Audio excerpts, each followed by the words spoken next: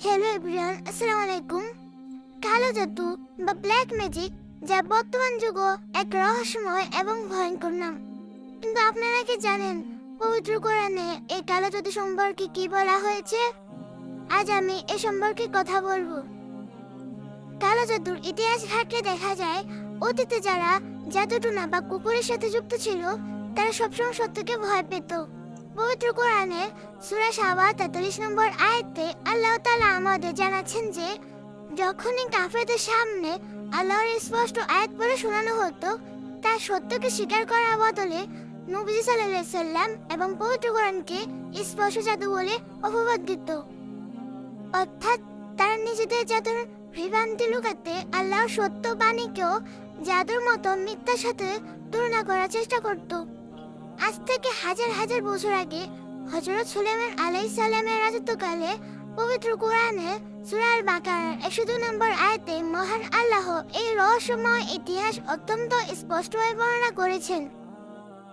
আল্লাহ তাআলা বলেন, যখন সুলাইমান আলাইহিস সালামের রাজত্ব ছিল তখন দুষ্ট জিন ও শয়তানেরা মানুষের মাঝে বিভিন্ন জাদুটনা ছড়িয়ে দিয়েছিল।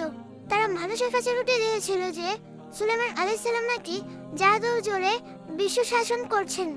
কিন্তু মহান আল্লাহ এই আয়াতে সুলাইমান আলাইহিস সালামকে পবিত্র ঘোষণা করে বলেছেন, সুলাইমান কখনো কুফরি বা জাদুর আশ্রয় নেননি, বরং শয়তানরাই কুফরি করেছিল এবং তারা মানুষকে এই ক্ষতিকর জাদুবিদ্যা শেখাতো।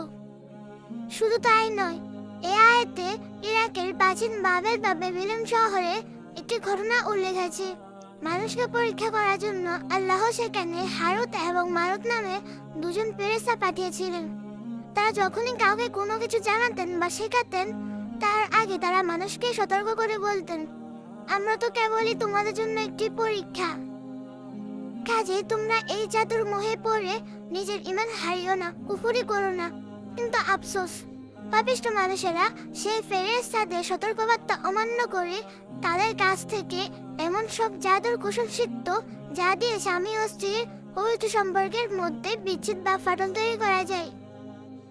তবে প্রিয় ভাই ও বোনেরা, জাদুকরেরা যতই শক্তিশালী হোক না কেন, আল্লাহ আমাদের এক পরম অভয়বাণী দিয়ে বলেছেন, আল্লাহর ইচ্ছা বা হুকুম ছাড়া এই জাদুকরেরা পৃথিবীর কোনো মানুষের বিন্দুমাত্র ক্ষতি করার ক্ষমতা রাখে না।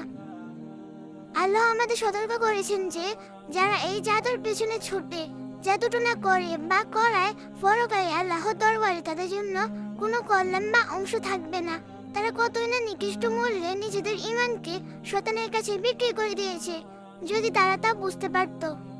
কত না ভয়ঙ্কর কালো জাদু, যা আশেপাশের মানুষকে পর্যন্ত শেষ করে দিতে পারে।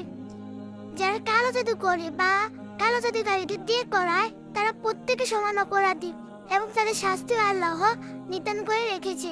নিচে তাদের শাস্তি হবে ভয়ঙ্কর। তোমরা কখনো কালো জাদুর দিকে পা বাড়িও না, নিশ্চয় এটা তোমার জীবনকে ধ্বংস করে দিতে পারে। আমরা প্রত্যেকে কালো জাদু থেকে দূরে থাকবো এবং যারা কালো জাদু করে তাদের থেকেও দূরে থাকবো। এটা আমার ইউটিউবের প্রথম ভিডিও, যেটা তৈরি করতে আমার 3 দিন সময় লেগেছিল। আশা করি পরের ভিডিওগুলো তাড়াতাড়ি তৈরি করতে পারবো। সবাই ভালো থাকবেন, লাইক এবং সাবস্ক্রাইব করে দিবেন। আল্লাহ হাফেজ।